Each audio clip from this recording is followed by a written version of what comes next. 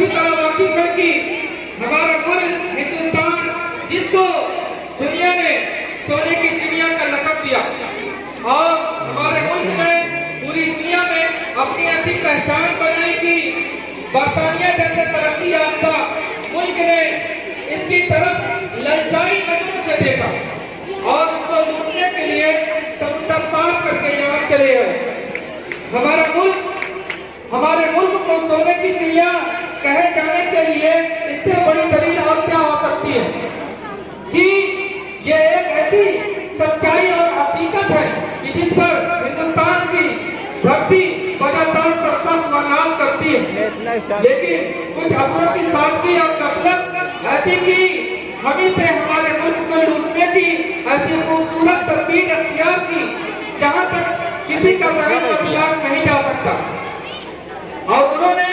हमारे ही हुक्काम से इजाजत लेकर ईस्ट इंडिया कंपनी की बुनियाद डाली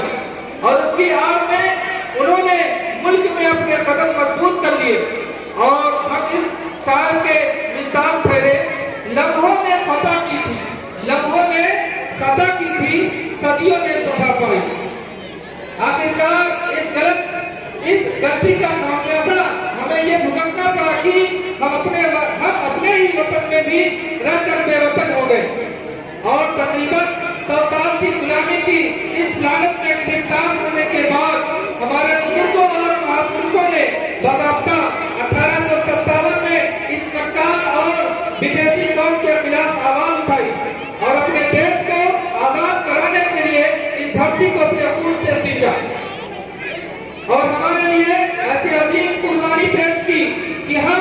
जिंदगी भर उन कुर्बानियों का बदला हरगिज़ नहीं अदा कर सकते। कितनी माओ की गोदें सूनी हो गई, कितनी बहनों के सुहाग उतर गए और कितनों की इज्जतें नीलाम हुई।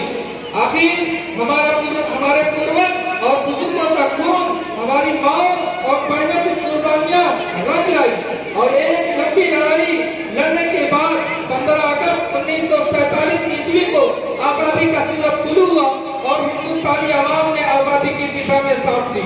यही यौम आजादी है जिसको बनाने के लिए और इस खुशी का इजहार करने के लिए आज हम तमाम लोग इकट्ठा हुए हैं। अब मैं अपनी बातों को ज्यादा लंबी न करते हुए